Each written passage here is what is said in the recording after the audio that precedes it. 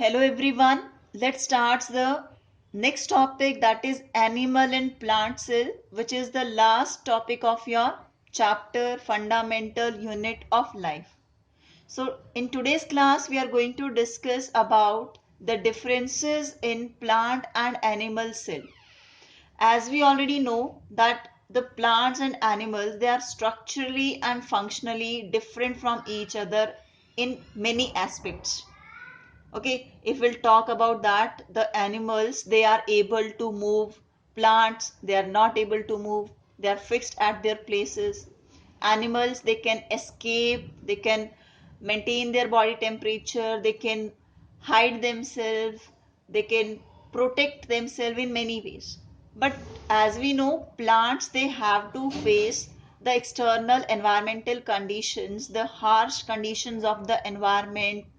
It can be the temperature, the high blowing winds, anything.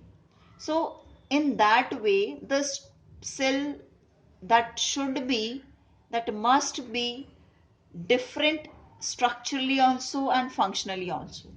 Okay, in the case of animal, the energy requirement is more. So if we can just recall that thing, that which particular organ is present in abundance. In plant, the energy requirement is less, so that particular structure is present in less number. So in that way, the differences are going to occur. So let's start with the very first thing, that is the external boundary. In the case of the animal cell, cell membrane is the boundary of the cell, which help in various functions, as it help in exchange of material in and out of the cell, give shape to the cell, okay, and so on. In the case of the cell wall, in the case of plant cell, other than the plasma membrane, there is an extra protective covering which is made up of cellulose and other substances in the higher plants. So that is the cell wall, which provide extra protecting support to the cell. So this is the first difference, that no cell wall or no extra protective covering, cell wall is present. Okay. Second thing, that is about the main topic which we generally consider about plants and animal, that the vacuole. As you can see, in the case of plant, the vacuole is big and occupies most of the cytoplasm part. In the case of animal cell, you can see the vacuoles are smaller in size and they are not even turgid. Okay, फूले हुए भी नहीं है completely, so they are responsible for the storage purpose. Other than the storage, the vacuoles in the case of plant, they provide turgidity and rigidity to the plant cells. So second difference is less number and small size vacuoles are present.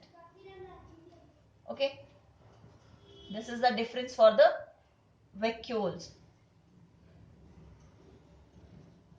Fine.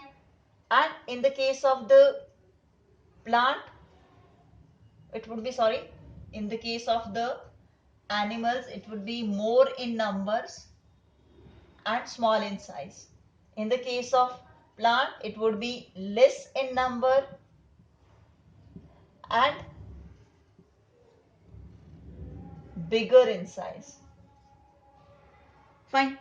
So this is the second difference. In vacuoles are present more in numbers and smaller in size in the case of animals, few in number, that is one or two in the case of plant cell, but they are of bigger size and provide extra function to the plant cell.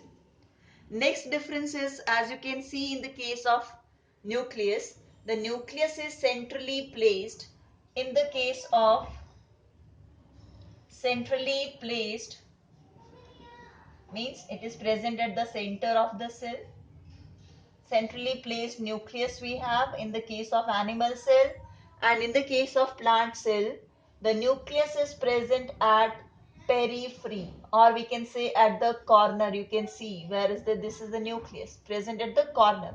Due to this particular large big vacuole, it occupies most of the surface of the cytoplasm and shifted the nucleus over there. Okay. Second, the next difference, as you can see, the lysosomes, they are also more in number, abundance में present होंगे. Lysosomes are in abundance in the case of animals, and they are very less in numbers in the case of plant cells. Okay. Other than that, the most important, that is the plastids, chloroplast, leucoplast that we have read. Plastids are absent in the case of animal cell. This is most important, and in the case of plant cell they are present. Okay, plastids are present in the case of plant cell as they are going to help in photosynthesis.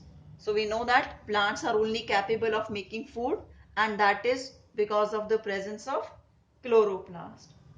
Okay, next difference, in the case of the animal cell, the food which is synthesized in the cell, or it is going to be coming from outside into the cell, that is stored in the form of glycogen. Okay, and in the case of the plant, it is stored in the form of the starch. So in the animal cell, the food is stored in form of glycogen, and in the case of the plant cell, the food is stored in the form of starch.